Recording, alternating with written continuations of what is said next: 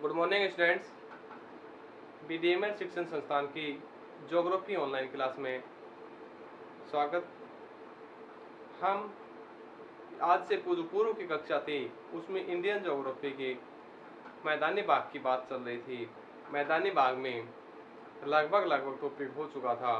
मैदानी भाग का प्रादेशिक वर्गीकरण, भौगोलिक विभाजन, इसके बारे में बात की। भौगोलिक विभाजन में हमने पढ़ा था भाबर है, तराई है, खादर है, बांगर है। इसके बाद जो स्थिति थी प्रादेशिक विभाजन की, उसके बारे में हमने पढ़ा पंजाब या हरियाणा नदी दोआब क्षेत्र, गंगा का मैदानी भाग क्षेत्र। अब हम करेंगे जो गंगा का मैदानी भाग क्षेत्र की बात की थी, वो भारत का सबसे उपजाऊ भाग है। जहाँ से गंगा निकलती है, वहाँ से गंगा और उनकी सहायक जो नदियाँ हैं वो अपने साथ अवसाद भाग कर लेके आती हैं, और वो अवसाद अपने साथ बहते हुए आगे चलकर एक ऐसी स्थिति अपनाती हैं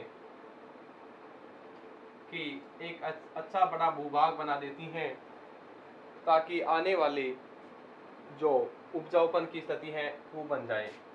बाढ़ की स्थिति बनती है तब भी अपने साथ कुछ अवसाद भाग कर लेके आती हैं, या फिर कहें जो भारत का जो पूर्वी हिस्सा है, गंगा, यमुना, सरस्वती, सोम, जाखम, ये सभी अपने जो आवागमन की स्थितियां हैं वो अपने साथ मार्ग में अवसाद जमा कर देती हैं। कोई स्थिति खादर की बन जाती है, कोई स्थिति बांगर की बन जाती है। ये जो पूरे क्षेत्र है मैदानी भाग की स्थिति बनती है। यहाँ पर जो गंगा का जो मैदानी भाग है, उत्तर प्रदेश में अलग नाम से जानते हैं। उत्तर प्रदेश के जो उत्तरी भाग है उसे अलग, पूर्वी भाग में अलग, कहीं इसे रुहेलखंड का भाग कहते हैं, कहीं इसे अवध का भाग कहते हैं, किस गंगा यमुना का मैदानी भाग कहा गया है। अलग अलग क्षेत्रों में अलग अलग नाम से जानते हैं। तो आज हम बात करेंगे ब्रह्मपुत्र का मैदान। किसका है? ब्रह्मपुत्र का मैदानी भाग। ठीक है। जो ब्रह्मपुत्र नदी है उससे जो निर्मित भाग है वो, यानी असम के आसपास का जो भाग है, पास का, या असम और गारो पहाड़ियों तक का भाग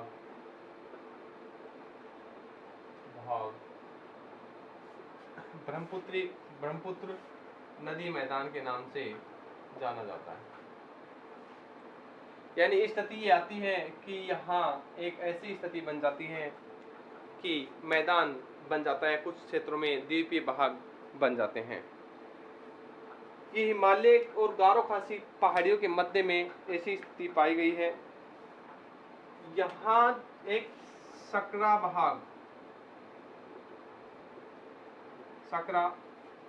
पट्टी के रूप में ये नदी बहती है। यानी कहें तो ये नदी है एक रैंप घाटी की तरह बहती है। जो रैंप घाटी है, रैंप घाटी की स्थिति देखो, ये है ऊंचा भाग है और बीच में एक सक्रिय पट्टी के रूप में ये नदी इस क्षेत्र से इस तरीके से बहकर आगे की ओर निकलती है। तो ये कहलाती है रैंप घाटी। रैंप घाटी की बात करें तो यहाँ पर जो ब्रह्मपुत्र नदियाँ हैं ये अपने साथ कई सारी मिट्टी या अवसाद भाग कर लेके आती हैं और इन भागों में ये जमा कर देती हैं, जिससे जो असम में है, असम में बाढ़ की स्थिति बन जाती है। असम में बाढ़ की स्थिति पैदा हो जाती है, क्योंकि ये जो नदी है ये असम के मध्य से होकर गुजरती है। जो असम के मध्य से नदी जब गुजरती हैं तो अपने साथ अवसाद लेके आती हैं रैंप घाटी। रैंप घाटी और ऊंचाई भाग से ही गुजरती हैं। रैंप घाटी और ऊंचाई भाग से निकलती हैं तो पानी की जो आवक है गति बढ़ जाती है। जैसे जैसे ये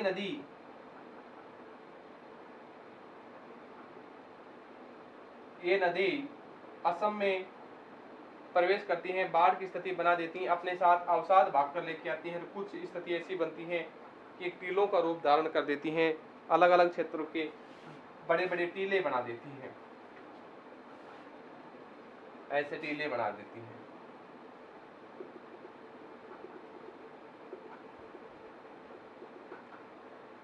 इस तरीके से टीले बना देती हैं, यानी कहें ये नदी एक द्वीप का बना देती हैं, द्वीप की स्थिति बना देती हैं।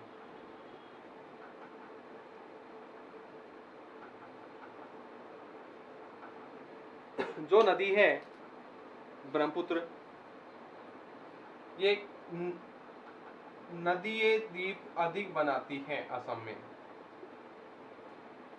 अधिक बनाती है नदी द्वीप असम के अंदर। यहाँ बात करें, एक द्वीप है मांजुली द्वीप। आप सभी इस द्वीप से अवगत होंगे कि ये विश्व का सबसे बड़ा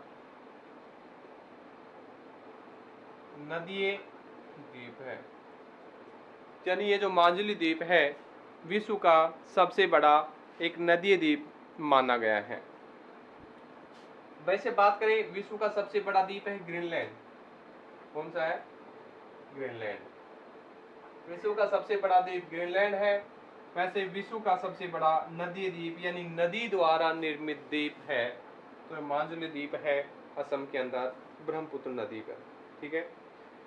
इसके अलावा हम बात करते हैं कि यहाँ जो मिट्टी है, ये जो द्वीप की स्थिति बनाती हैं, इनसे किस किस भाग को फायदा होता है। असम को और मेघालय के जो क्षेत्र हैं इनको फायदा होता है क्योंकि यहाँ एक मैदानी भाग बन जाता है और ये भाग लगभग 650 किमी लंबा और 450 लगभग 100 किमी चौड़ा भाग है। 100 किमी ये चौड़ा भाग है। इसकी स्थिति ये है कि जैसे ब्रह्मपुत्र नदी यहाँ से आती हैं, अपने साथ अवसाद भाग कर लेके आती हैं, थोड़ी सी रुकावट के कारण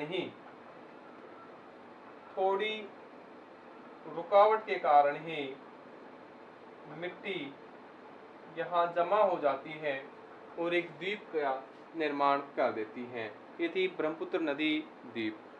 अब बात करेंगे गंगा ब्रह्मपुत्र। जो गंगा ब्रह्मपुत्र का डेल्टाई भाग है वो स्थिति आती है चौथे नंबर।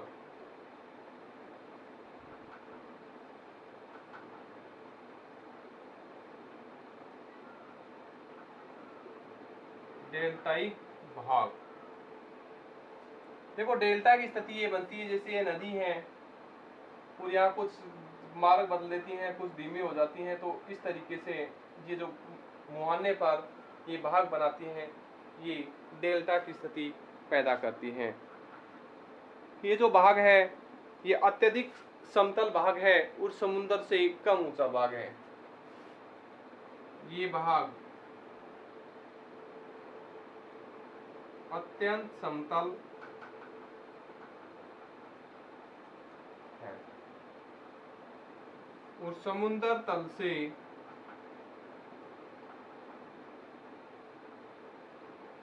कम ऊंचा होने के कारण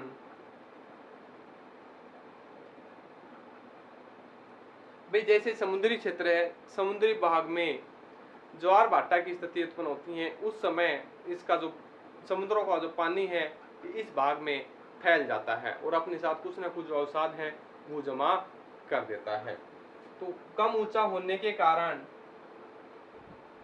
यहाँ ज्वार के समय जल क्षेत्र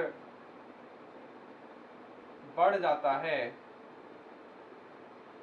और एक तराई भाग की स्थिति बन जाती है। किस तरीके की? क्षेत्र बढ़ जाता है या जल फैल जाता है।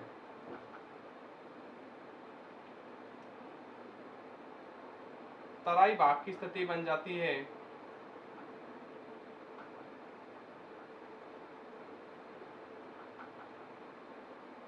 यानी यहाँ तराई भाग बन जाता है। जो ये गंगा ब्रह्मपुत्र जो नदी है, इनका जो डेल्टाई भाग है, यहाँ समुद्रों को पानी पहुंचता है और कुछ भाग ऊंचा बन जाता है, कुछ भाग नीचा बन जाता है। उन्हें स्थानीय भाषा में कुछ अलग नाम से जानते हैं। जो तराई भाग है वो दलदली भाग बन जाता है। क्या बन जाता है? यहाँ दलदली भाग बन जाता है। जो ज्वारी जल में डूब जाता है या नहीं डूब पाता है, जो तराई का जो भाग है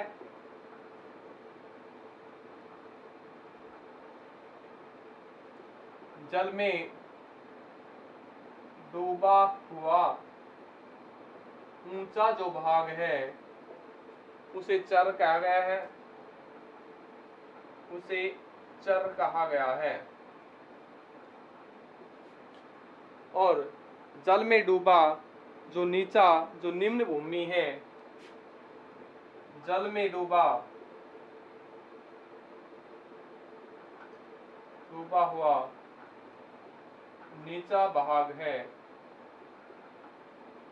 उसे बिल कहते हैं। यानी जो ज्वार की स्थिति है, जैसे खादर और बांगर की स्थिति थी, वो ऊंचा नीचा भाग था, उसी तरीके से यहाँ भी ऊंचा नीचा भाग है। पर अंतर ये है कि यहाँ इनका जो ज्वार के समय जो जल आता है वो दोनों भागों में फैल जाता है। और यहाँ जूट और धान की खेती की जाती है।